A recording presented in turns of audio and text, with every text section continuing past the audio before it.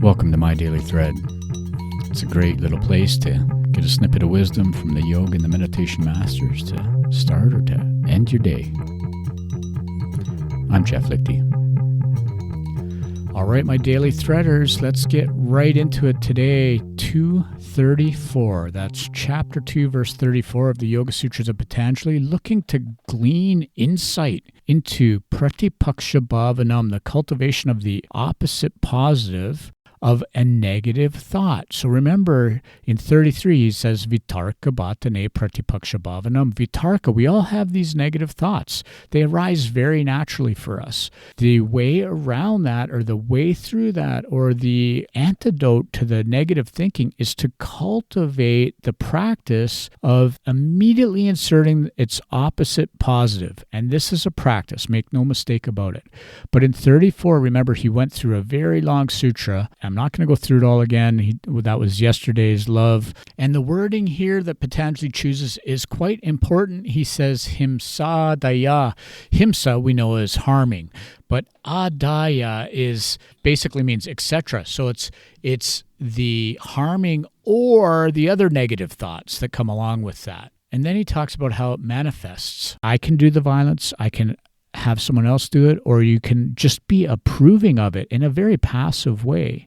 But they always come out of greed, anger, and delusion. They can be intense or they can be mild, they can be medium. It doesn't matter. The result is the same. It ends in suffering. It ends in dukkha. It ends in ignorance. It's ajñāna. It means the opposite of wisdom, jnana, or opposite of knowledge. So what we need to do, again, it's the same as 33. Pratipakṣa-bhāvanam, cultivate the opposite. Ahimsa, or harm. It's not just in our action. It begins with our thinking. That's why our thinking and taking control of our thinking is so important. We can't approve the harmful behavior. We can't inspire someone to do it, and we can't do it ourselves. That's a karmic nightmare. We're going to reap for that. The root causes are what I find so interesting in this sutra. Lobha and greed, they're just a manifestation of that deeper sense of restlessness or discontentment that we have when we don't get what we want. In the Bhagavad Gita, in chapter 2, verse 62, if you recall about the Gita, Krishna and Arjuna, Krishna is considered God and Arjuna is a warrior in need of counsel. So Krishna says to Arjuna, when you're thinking about your sense objects, and you're always constantly thinking about the objects that you're finding your senses being drawn to, there becomes an attachment. And from that attachment, desire arises. From desire, there's a lust for more possessions. And that burns to anger, because there's an anger when we don't get what we want. Anger then clouds your judgment. You can no longer learn from your past mistakes. You lose the power to choose between what is wise and what is unwise. This is that word Patanjali uses, ajñāna, the absence of knowledge, the absence of wisdom.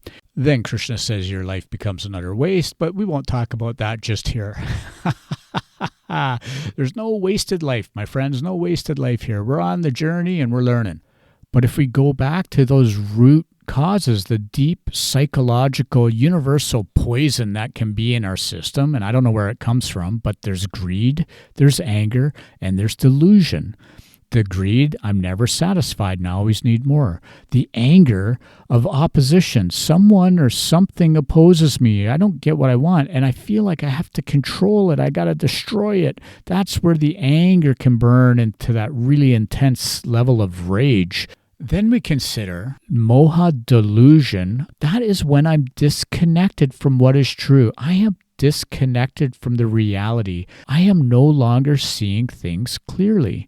It's a bit of a progression. We go from that greed and that boils into anger, and then we're completely deluded and we don't see things clearly at all. So this again comes back to pratipakṣa-bhāvanam. Replace that negative thought with its opposite, positive. Every thought we have nourishes or shapes our inner world. It's so easy to go down that negative rabbit hole, isn't it? and we have a choice. One last thought about the arising of those harmful thoughts. You are going to feel it, whether you're aware of it consciously or not. Something changes in your body and your breath, and then definitely in your words and your actions. But it'll start in your body, in your breath. It's like that punched in the gut feeling when you're feeling some fear. If it's there, how could you start to interrupt that pattern? And this is part of pratipakṣa-bhāvanam.